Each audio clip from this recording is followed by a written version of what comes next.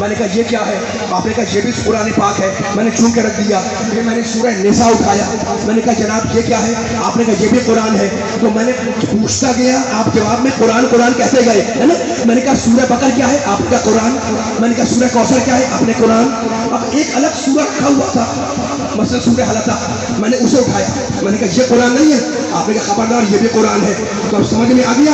اگر کسی دریا کے کنارے کھڑے ہو, ہم اور آپ مل کر کسی دریا کے پاس کھڑے ہو, اور میں پوچھ لوں سننے والوں سے کہ جناب یہ سارا کا سارا کیا ہے, تو سارا مجمع کہے گا کہ یہ پانی ہے, کہے گا نا.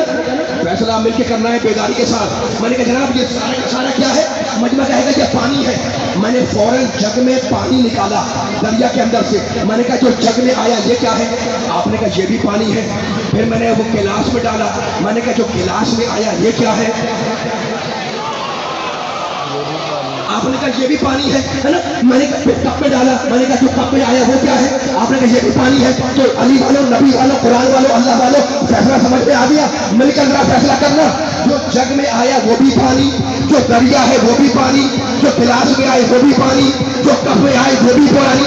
پورا قرآن وہ بھی قرآن, سورہ حمد وہ بھی قرآن, سورہ بقرہ وہ بھی قرآن, سورہ آل عمران وہ بھی قرآن, قرآن کا 10 سورہ بھی قرآن, قرآن کے 5 سورہ بھی قرآن, قرآن کا 1 سورہ بھی قرآن, قرآن کی 1 آیت بھی قرآن. اب مل کر فیصلہ کرو علی والوں, جو پورے قرآن کو نہ مانے وہ بھی کافر, جو 10 سورہ نہ مانے وہ بھی کافر, جو 1 سورہ نہ مانے وہ بھی کافر, جو 1 آیت نہ مانے وہ بھی کافر. نہیں, جو نقطے کا انکار کرے وہ بھی کافر.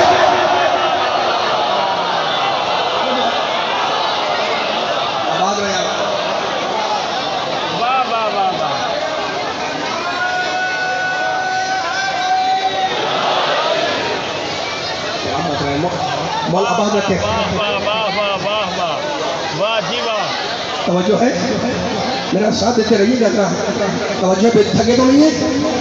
میں فضائل سنانے کے لیے آپ کو حاضر ہوا ہوں قرآن مجید کی آیتوں کی روشنی کے اندر. جو غیر اسلام کو دین سمجھے اس کا دین اللہ قبول نہیں کرے گا, اور وہ آخرت میں خسارہ پانے والوں میں ہوگا. بزرگ بھی ہیں, بچے بھی ہیں, بڑے دلجمی سے میرے جملے سن رہے ہیں. بس میں پھر اپیل کر رہا ہوں پوری خاموشی کے ساتھ, یعنی میرے جملے کو سنیے گا. اور پھر جب رزلٹ نکلے گا, جب نتیجہ نکالوں گا انشاءاللہ, تو یہاں سے لے کر وہاں تک پھر ڈال کے دائیں میں بیٹھے ہوئے وہ انشاءاللہ خود مل کر ایک نتیجے تک پہنچیں گے اور زمانے کو سنائیں گے کہ قرآن میں علی کے فضائل ہیں کہاں. اچھا, تو اب میرے سامنے جو مجمع بیٹھا ہے یہ کون سا علاقہ ہے؟ وزیر آباد ہے نا. اچھا, تو اب وزیر آباد کے بہت مقدس اور محترم سننے والے مرد, خواتین, حضرات, بچے, بوڑھے, جوان سب بیٹھے ہوئے ہیں. ان کے سامنے میں توحید پر ایک جملہ کہہ رہا ہوں.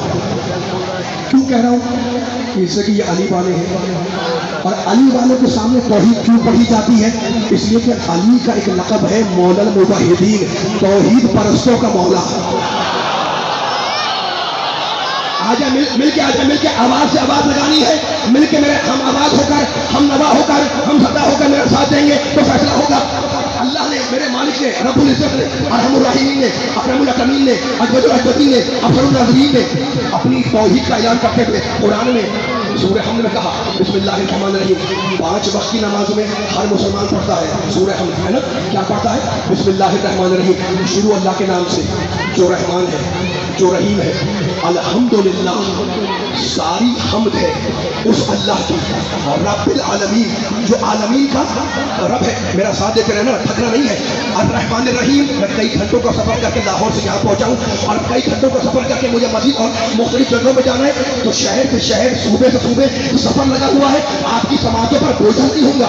یہ 30-40 منٹ جو ہے کوئی پیغام دینے کے لیے حاضر ہوا ہوں, ہے نا. الرحمن الرحیم, وہ رحمان ہے, وہ رحیم ہے. مالک یوم الدین, وہ قیامت کے دن کا مالک ہے. تو کبھی کہتا ہے میں رحمان, کبھی کہتا ہے میں رحیم, کبھی کہتا ہے میں مالک یوم الدین, کبھی کہتا ہے میں رب العالمین. یہ سورہ حمد میں کہتا ہے, اور اب سورہ رحمان میں کہتا ہے بسم اللہ الرحمن الرحیم. الرحمن علم القرآن خلق الانسان علمہ البیان. الشمس والقمر بحسبان والنجم والشجر يسجدان والسماء رفعها ووضع الميزان الا تطغوا في الميزان. رحمان نے قرآن کی تعلیم دی, پھر انسان کو پیدا کیا, اسے بیان سے کھلا دیا. یہ شمس و قمر میری معین کی ہوئی راہ پر چل رہے ہیں. یہ ستارہ مجھ اللہ کو سجدہ کرتا ہے. یہ شجر درخت مجھ اللہ کو سجدہ کرتا ہے تو کیا کہتا ہے کہ میں رحمان ہوں، میں رحیم ہوں، میں رحمان ہوں، میں رحیم ہوں. دعائیں پڑھتے ہو ماہ رمضان میں، شب قدر کے اندر، شب جمعہ کے اندر، ہے نا، دعائیں مجید، دعائیں کوثر کبیر، دعائیں مستشیر، اس میں اللہ کے نام آتے ہیں نا، یا اللہ ہو، یا رحمان ہو، یا رحیم ہو، یا کریم ہو. تو اللہ کون ہے؟ بولنا میرے ساتھ، اللہ کریم ہے، اللہ رحمان ہے، اللہ رحیم ہے، اللہ رب العالمین ہے، اللہ قہار ہے، اللہ جبار ہے، اللہ متکبر ہے، اللہ کافی ہے، اللہ شافی ہے، اللہ ناصر ہے، اللہ مددگار ہے، اللہ کافی ہے، اللہ کفایت کرنے والا ہے نا. اب تمہیں ایک آیت سنانے لگا ہوں، اتنی آیتیں میں پڑھتا ہوں، اب آیت سننا. سورہ انعام میں میرا اللہ عجیب ڈھب سے، عجیب شان سے اپنا تعارف کراتا ہے، کہتا ہے ان اللہ فالق الحب والنوى.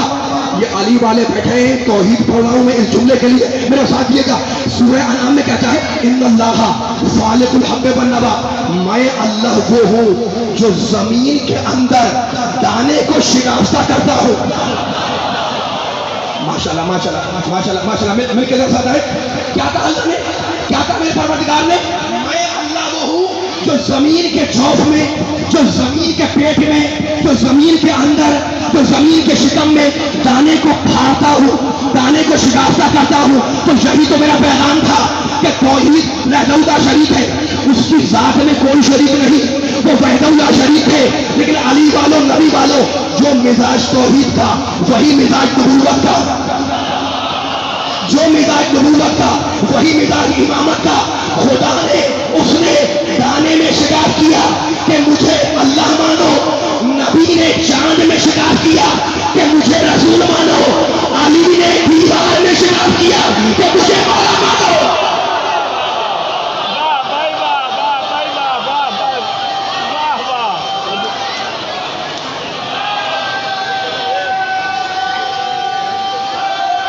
بالکل نکل دے نہیں بھی ہے.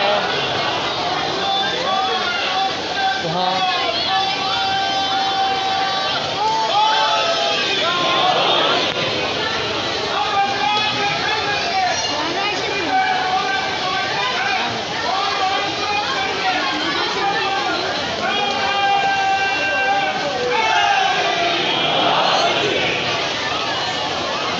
توجہ فرمائیے.